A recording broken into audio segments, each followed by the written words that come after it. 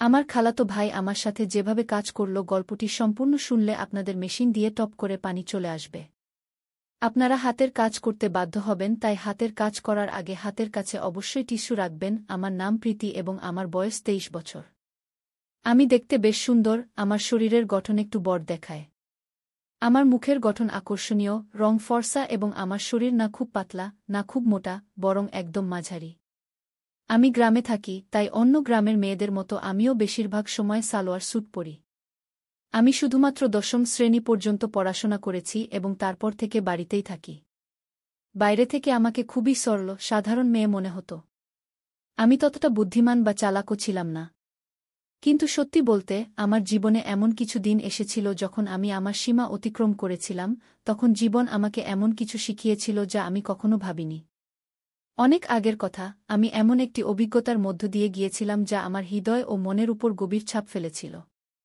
সেই সময় আমার রাহুল খালাতো ভাইয়ের সাথে পরিচয় হয়েছিল। আমার জীবনে তখন অনেক একাকিত্ব ছিল, কিন্তু রাহুল ভাইয়ের সাথে সময় কাটানো আমার ভালো লাগতে শুরু করেছিল। তিনি সবসময় আমার প্রতি যত্নশীল ছিলেন এবং তার উপস্থিতিতে আমার মন হালকা হয়ে যেত। শুরুতে যখন আমি তার সাথে সময় কাটাতাম, তখন শরীরে এক অদ্ভুত চাপ অনুভব করতাম, যেন আমার বিশ্রামের প্রয়োজন। কিন্তু ধীরে ধীরে সবকিছু স্বাভাবিক হতে শুরু করেছিল। আমাদের মধ্যে এমন একটি রুটিন তৈরি হয়ে গিয়েছিল যে, যখনই সুযোগ পেতাম, আমরা দুজন একে অপরের সাথে সময় কাটানোর জন্য ব্যাকুল হয়ে যেতাম। যদিও যখন বাড়িতে অন্য লোকজন থাকত, তখন আমরা একটু ভয় পেতাম যে কেউ যেন আমাদের দেখে না ফেলে। কিন্তু কেউই আমাদের উপর সন্দেহ করত না, কারণ রাহুল ভাইজা আমাকে সবসময় দিদি বলে ডাকতেন। যাই হোক, আমি বয়সে তার থেকে 1 বছরের বড় ছিলাম। সেই সময় শীতকাল ছিল এবং সবাই নিজ নিজ ঘরে থাকত। রাতে সবাই তাড়াতাড়ি নিজ নিজ ঘরে ঘুমাতে চলে যেত। তখন আমি এবং রাহুল ভাইজা আলাদা ঘরে ঘুমাতাম। একদিন রাতে যখন আমি দরজা বন্ধ করে ঘুমাচ্ছিলাম, তখন এমন একটি ঘটনা ঘটেছিল যা আমার জীবনে একটি নতুন অভিজ্ঞতা যোগ করেছিল। ঘটনাটি ছিল এই যে, আমাদের বাড়ির একজন সদস্য, আমার খালা, খুব অসুস্থ হয়ে পড়েছিলেন। এই কারণে আমার মা এবং আমি খালাকে দেখতে তাদের বাড়িতে গিয়েছিলাম। তখন আমাদের পৌঁছে দিতে রাহুল ভাইজা গাড়ি নিয়ে এসেছিলেন।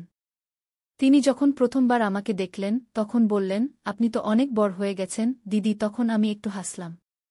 তারপর যখন আমরা গাড়িতে করে খালার বাড়ি যাচ্ছিলাম, তখন সন্ধ্যা 6টা বাজে গিয়েছিল। তখন আমাদের বাড়ি পৌঁছাতে দেরি হয়ে গিয়েছিল, তাই রাস্তায় কিছুটা অন্ধকার হয়ে গিয়েছিল। শীতের দিন ছিল, তাই 6টার মধ্যেই অন্ধকার হয়ে যেত। যখন আমরা বাড়ি পৌঁছালাম, তখন দেখলাম খালু রান্নাঘরে খাবার বানাচ্ছেন আর খালা বিছানায় শুয়ে আছেন। তখন আমার মা রান্নাঘরে গেলেন এবং খালুকে বললেন, যখন এত সমস্যা হচ্ছিল তখন আমাকে আগেই বলে দিলে না, এত কষ্ট নেওয়ার কি দরকার ছিল। পরে মা খাবার বানাতে লাগলেন আর আমি খালার কাছে বসে গেলাম। খালা আমাকে দেখে খুশি হলেন, কিন্তু তার অবস্থা বেশ খারাপ লাগছিল। কিছুক্ষণ পরে আমার মা খালাকে খাবার দিলেন এবং নিজের হাতে খাওয়ালেন। ঠিক সেই সময় রাহুল ভাইজা আমাকে ডাকলেন। তখন আমি তার দিকে তাকালাম এবং জিজ্ঞেস করলাম, কি হয়েছে ভাইজা? তিনি আমার দিকেই তাকিয়েছিলেন, যেন কিছু বলতে চাইছেন। তার কথাগুলো পরে আমাকে একটি নতুন অভিজ্ঞতা দিয়েছিল। রাতের খাবারের সময় যখন হল, আমি ঘরে গেলাম যেখানে রাহুল ভাইয়া খাবার খাচ্ছিলেন। তিনি আমাকে দেখেই বললেন, দিদি আসুন, একসাথে খাবার খাই। আমি না করে বললাম, না ভাইজা, আপনি আগে খান, আমি পরে খাব। কিন্তু তিনি জোর করে আমাকে বসালেন। আমিও ক্ষুধার্ত ছিলাম, তাই বেশি আপত্তি করিনি এবং আমরা দুজন একসাথে বসে খাবার খেতে লাগলাম। তখন আমরা দুজন খুব মজা করে খাবার খেলাম, কারণ খাবার আমরা একসাথে এনেছিলাম। খাবার শেষ হওয়ার পর আমি আমার মায়ের ঘরে ঘুমাতে যাচ্ছিলাম। ঠিক তখন রাহুল ভাইজা বললেন, দিদি যদি আপনার খারাপ না লাগে তাহলে আপনি এখানে আমার ঘরেই ঘুমিয়ে যান। তার এই কথা শুনে আমি হতবাক হয়ে গেলাম এবং বললাম, না ভাইজা, আমি মায়ের সাথে ঘুমাব। কিন্তু তখন বারবার তিনি আমাকে অনুরোধ করতে লাগলেন। শেষ পর্যন্ত আমি রাজি হয়ে গেলাম, ঠিক আছে, আমি এখানে ঘুমাব, কিন্তু আগে মাকে বলে দিতে চাই যে আমি আপনার ঘরে ঘুমাচ্ছি। এতে রাহুল ভাইজা নিজেই গিয়ে মাকে বললেন যে আমি তার ঘরে ঘুমাচ্ছি। এদিকে আমি আমার সালোয়ার কুর্তা বদলে ফেললাম, কারণ আমার কাপড় কিছুটা টাইট ছিল। যখন রাহুল ভাইজা আমাকে নতুন কাপড়ে দেখলেন, তখন হেসে বললেন, দিদি আপনি এই ড্রেসে অসাধারণ দেখাচ্ছেন, আপনি এত সুন্দর কেন? তখন আমি কিছু বললাম না, শুধু হেসে কথা বদলে দিলাম। পরে আমি চাদর গায়ে দিলাম এবং বিছানায় বসে গেলাম। রাহুল ভাইজাও তার ঘুমের ব্যবস্থা নিচে মেঝেতে করতে লাগলেন। তখন আমি বললাম, ভাইজা বিছানায় ঘুমিয়ে যান, এখানে যথেষ্ট জায়গা আছে। আমার কথা শুনে রাহুল ভাইজাও চাদর গায়ে দিয়ে আমার পাশে বসে গেলেন। রাহুল ভাইজা খুব হাসি খুশি এবং মজার মানুষ ছিলেন। তিনি মজার মজার কথা বলে আমাকে অনেকক্ষণ হাসালেন। কথা বলতে বলতে কখন রাত 12টা বেজে গেছে টেরও পাইনি আর কখন ঘুমিয়ে পড়লাম। সকালে যখন ঘুম ভাঙল দেখলাম রাহুল ভাইজা আমার চুল নিয়ে খেলছেন। আমাকে জেগে থাকতে দেখে তিনি হেসে বললেন, গুড মর্নিং দিদি, কেমন আছো? আমিও হেসে বললাম, খুব ভালো ভাইয়া কি। তারপর আমরা দুজনেই চাদরের নিচে বসে গল্প করতে লাগলাম। ঠিক তখনই মা আমাদের জন্য গরম গরম চা নিয়ে এলেন। সকালটা ছিল খুব ঠান্ডা, তাই চাদরে মুড়িয়ে চা খাওয়া ভালো লাগছিল। রাহুল ভাইজা বারবার আমার দিকে তাকাচ্ছিলেন। আমি হেসে জিজ্ঞেস করলাম, কি ভাইজা, এভাবে কেন তাকিয়ে আছো? তিনি মজা করে বললেন, তোমার চোখগুলো খুব বড় আর সুন্দর। সত্যি বলছি দিদি, তোমার চোখে তাকালে মন খুশি হয়ে যায়। তখন আমি মজা করে বললাম, সকালে যখন আমি ঘুমাচ্ছিলাম তখন তুমি কি করছিলে? তিনি একটু হেসে বললেন, কিছু না দিদি, তোমার চুল ঠিক করছিলাম গু। রাহুল ভাইয়া দেখতে বেশ সুন্দর ছিলেন। তার মুখে তখনও দাড়ি-গোঁফ ওঠেনি, মুখটা ছিল খুব পরিষ্কার। আমার তুলনায় তার উচ্চতা একটু কম ছিল, কিন্তু তার কিছু আচরণ আমাকে মাঝে মাঝে অবাক করে দিত। সকালের সময়টা একটু ব্যস্ত ছিল। মা ঘরের কাজে ব্যস্ত ছিলেন আর খালু কাজে যাওয়ার জন্য প্রস্তুত হচ্ছিলেন। তখন আমিও মায়ের সাহায্য করতে লাগলাম। এর মধ্যে খালু খাবার প্যাক করে কাজে চলে গেলেন। আমার প্রতিদিন সকালে গোসল করার অভ্যাস ছিল, তাই আজও গোসল করতে বাথরুমের দিকে গেলাম। আমি জানতাম না যে রাহুল ভাইজাও তখন গোসল করছেন।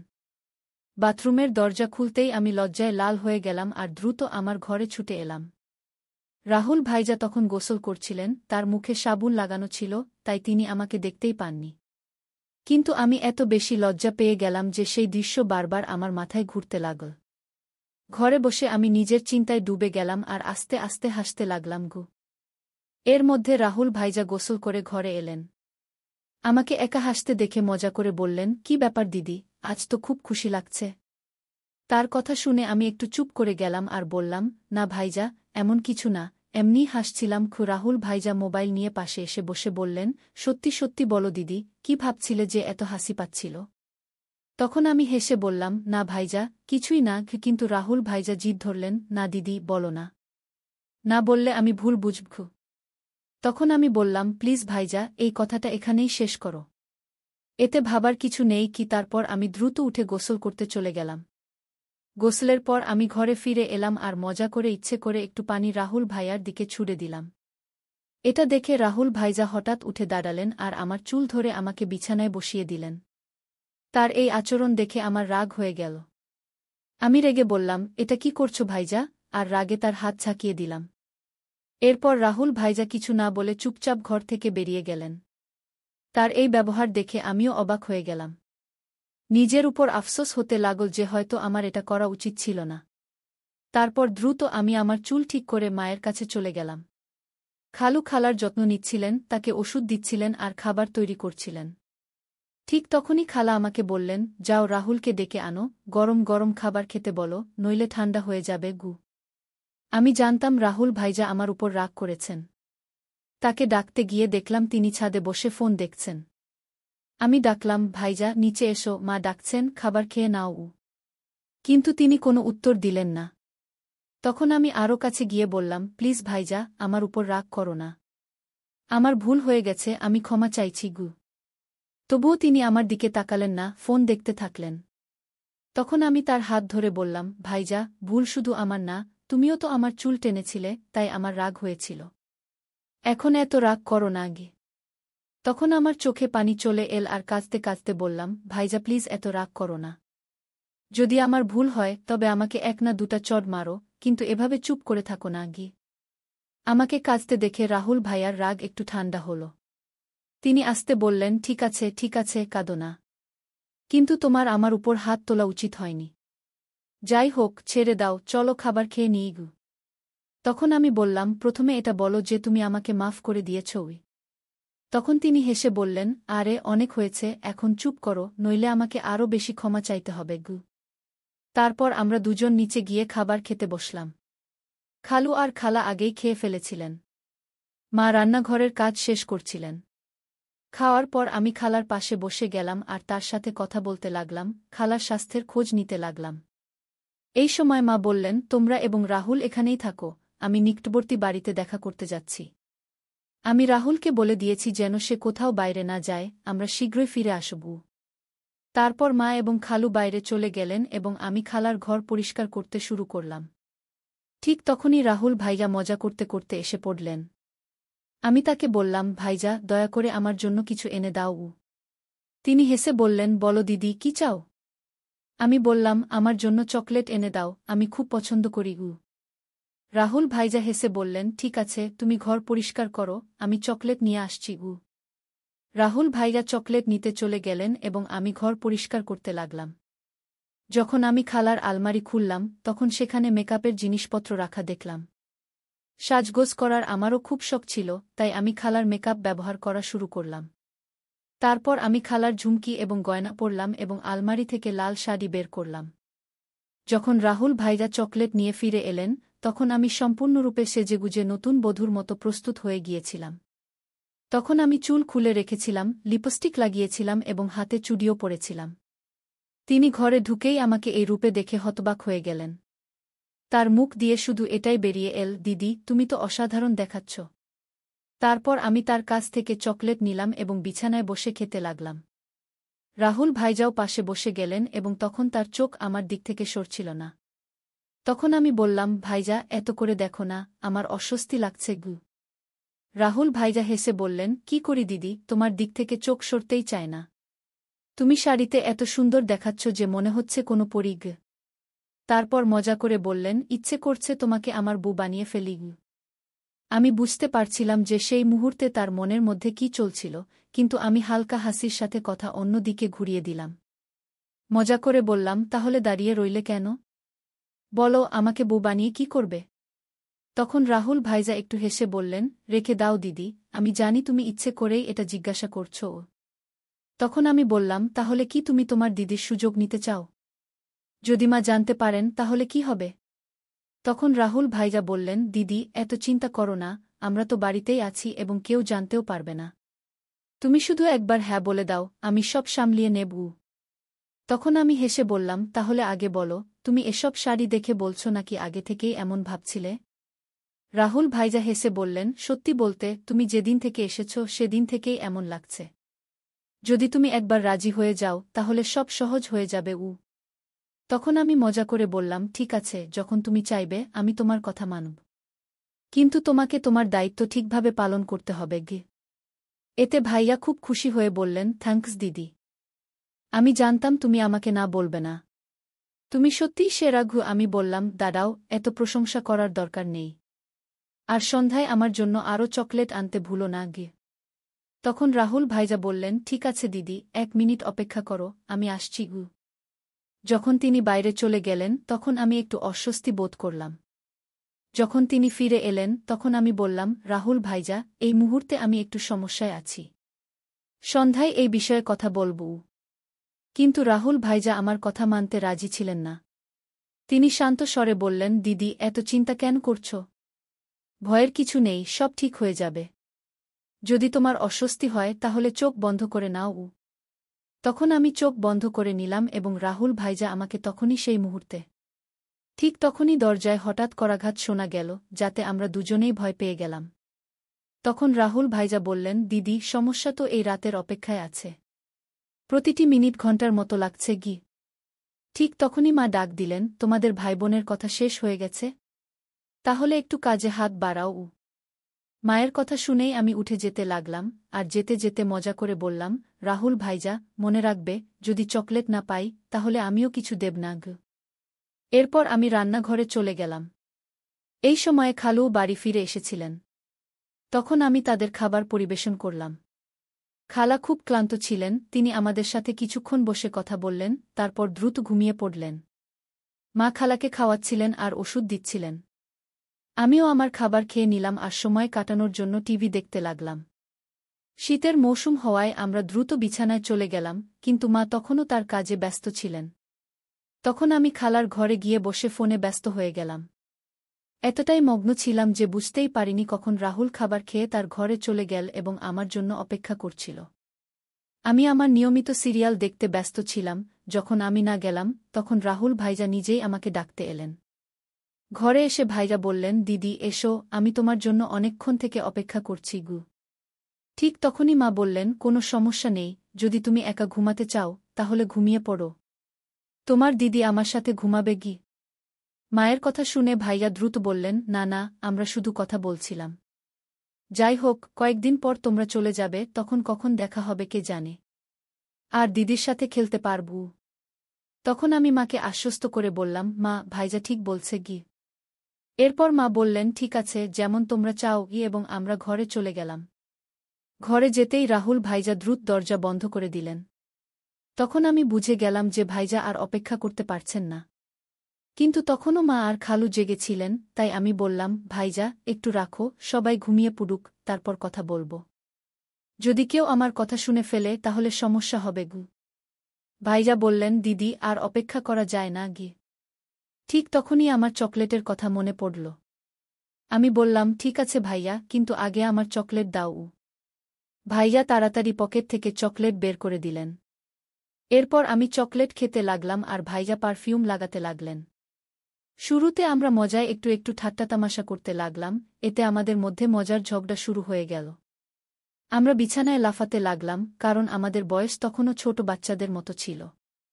ঠিক তখনই মা চিৎকার করে বললেন, প্রীতি, অনেক হয়েছে, এখন ঘুমিয়ে পড়ো, কারণ বিছানার শব্দ তাদের ঘর পর্যন্ত পৌঁছাচ্ছিল। এরপর রাহুল ভাইজা তাড়াতাড়ি মেঝেতে বিছানা পেতে দিলেন, যাতে শব্দ বন্ধ হয়ে যায়। তারপর রাহুল ভাইজা আমাকে রাত ৩টা বাজে পর্যন্ত ঘুমাতে দেওয়া হয়নি। সকালে যখন আমাদের চোখ খুল, তখন মা দরজায় কড়া নাড়ছিলেন। আমি বিছানায় ছিলাম কিন্তু উঠতে পারছিলাম না, তাই রাহুল ভাইজা আমাকে তুলে বিছানায় বসিয়ে দিলেন এবং নিজে দরজা খুলতে গেলেন। তখন মা আমাদের জন্য চা নিয়ে এলেন।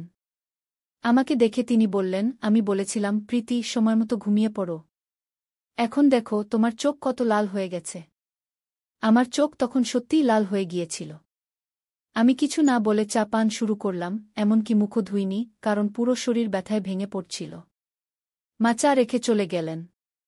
রাহুল ভাইজা যখন ঘরে এলেন, আমি রাগ করে বললাম, ভাইজা, আমি বলেছিলাম অল্প সময়ের জন্য, কিন্তু তুমি আমার কথা মানোনি। এখন দেখো আমার শরীর কত ক্লান্ত। আমি ঠিকভাবে দাঁড়াতেও পারছি না। যদি মা জিজ্ঞেস করেন আমি কি বলবো? তখন রাহুল ভাইয়া দ্রুত উত্তর দিলেন, দিদি, চিন্তা করো না। আমি মেডিকেল স্টোর থেকে ওষুধ নিয়ে আসছি। তা খেলে তোমার শরীর ঠিক হয়ে যাবে গু। এরপর আমি টানা ৪-৫ দিন ভাইয়াকে কাছে আসতে দিইনি। কিন্তু তার উৎসাহ কমেনি। সে প্রতিদিন আমার আশেপাশে ঘুরে বেড়াত এবং নিয়মিত চকলেট নিয়ে আসত। ভাইজা আমার সব কাজ করে দিত, আর আমি যা চাইতাম সে হাসতে হাসতে তা করে দিত। তাই আমিও এর মজা নিতে শুরু করলাম। কখনো তার কাছ থেকে পায়ের ম্যাসাজ করিয়ে নিতাম, কখনো মাথার ম্যাসাজ। মজায় কখনো হালকা করে মারতাম আর সারাদিন তার ফোনে সিরিয়াল দেখতাম। ৪-৫ দিন পর ভাইয়ার আচরণ বদলে গেল, তাই আমি তাকে বেশি কিছু বলিনি। একদিন আমরা দুপুরে বাড়িতে একা ছিলাম এবং অনেক মজা করলাম। সে দিন বাড়িতে কেউ ছিল না। ভাইজা আমাকে সারাদিন কোথাও বসতে দেয়নি, সবসময় নিজের কাছেই রাখত।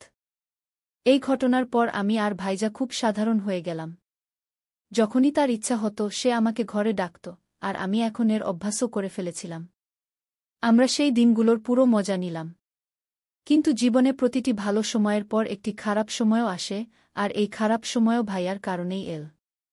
আসলে ২-০ দিন পর আমাদের গ্রামে ফিরতে হতো, কারণ এখন খালা বেশ সুস্থ হয়ে গিয়েছিলেন এবং আমরা সেখানে অনেক দিন হয়ে গিয়েছিলাম। তখন মা হঠাৎ ফেরার সিদ্ধান্ত নিলেন এবং বাবাকে কিছুই বলেননি। আমি আর ভাইজা যখন এটা শুনলাম, আমাদের একদম ভালো লাগল না। তখন ভাইজা বলল, দিদি, যাওয়ার আগে শেষবার একটু সময় দাও। কে জানে আবার কখন দেখা হবে। তখন ভেতর থেকে আমিও প্রস্তুত ছিলাম। কিন্তু সে দিন বাড়িতে সবাই ছিল, এমনকি খালু আজ বাড়িতেই ছিলেন। তখন খালু মাকে বললেন, দিদি, আজ থাকো। আমি কাল তোমাকে বাস স্ট্যান্ড পর্যন্ত ছেড়ে দেব। এটা শুনে আমি একটু খুশি হলাম, কারণ আমাদের কাছে এক রাত ছিল। তখন শেষ পর্যন্ত মাও রাজি হলেন। এরপর আমরা খুবই অধৈর্য হয়ে রাতের অপেক্ষা করতে লাগলাম। যখন রাত হল, তাড়াতাড়ি খাবার খেয়ে আমরা আমাদের ঘরে চলে গেলাম। তখন আমরা এতই অস্তর্ক হয়ে গিয়েছিলাম যে দরজাও ঠিকমতো বন্ধ করিনি। তখন অল্প সময়ের মধ্যেই হঠাৎ খালু এসে আমাদের সেই অবস্থায় দেখে ফেললেন। আমি ভয়ে কাঁপতে লাগলাম এবং সঙ্গে সঙ্গে সেখান থেকে সরে গেলাম। খালু তখন খুব রেগে গিয়েছিলেন, কিন্তু তিনি ধৈর্য ধরে পুরো পরিস্থিতি সামলে নিলেন। তিনি আমাদের উপর রাগ না করে আমাদের ভুলগুলো বোঝালেন এবং সে দিন আমাকে একটি বড় শিক্ষা দিলেন। তখন খালুর ভালোবাসা আর সহযোগিতায় আমরা পরিস্থিতি সামলে নিলাম। এরপর থেকে আমি আমার ভুলগুলো থেকে অনেক কিছু শিখেছি। সেই ঘটনার পর আমি কখনো এমন কিছু করিনি যাতে আমার পরিবারকে লজ্জিত হতে হয়। তাই বন্ধুরা, আমাদের জীবনে ভুল হতে পারে, কিন্তু সেগুলো থেকে শেখাটাই সবচেয়ে গুরুত্বপূর্ণ। যদি আপনার জীবনে কখনো এমন পরিস্থিতি আসে, তা সামলানোর চেষ্টা করুন এবং পরিবারের সাথে সবসময় খোলামেলা কথা বলুন। এই গল্প আমাদের শেখায় যে কোনো সম্পর্কেই সীমারেখা থাকা গুরুত্বপূর্ণ। অতিরিক্ত ঘনিষ্ঠতা কখনো কখনো ভুল বোঝাবুঝির কারণ হতে পারে। তাই আমাদের সবসময় নিজের এবং অন্যের সুবিধাকে প্রাধান্য দিতে হবে। পরিবারের পরিবেশ আর সম্পর্কের সম্মান করা খুবই গুরুত্বপূর্ণ। দরজা বন্ধ না করার ঘটনা একটি ছোট ভুল ছিল, কিন্তু এটি বড় সমস্যা তৈরি করেছিল। এ থেকে বোঝা যায় ছোট ছোট বিষয়েও সতর্ক থাকা উচিত, কারণ এগুলোর জীবনে বড় প্রভাব পড়তে পারে। তাই বন্ধুরা, এটা ছিল আমাদের আজকের ছোট্ট গল্প। আপনি এই গল্পটি কেমন লাগলো কমেন্ট করে অবশ্যই জানাবেন। যদি এটি আপনার পছন্দ হয় তবে এটি লাইক করুন এবং আপনার বন্ধুদের সাথে শেয়ার করুন। আরও এমন রোমাঞ্চকর গল্পের জন্য আমাদের চ্যানেলটি সাবস্ক্রাইব করুন এবং বেল আইকন টিপতে ভুলবেন না যাতে আপনি আমাদের কোনো গল্প মিস না করেন। ধন্যবাদ।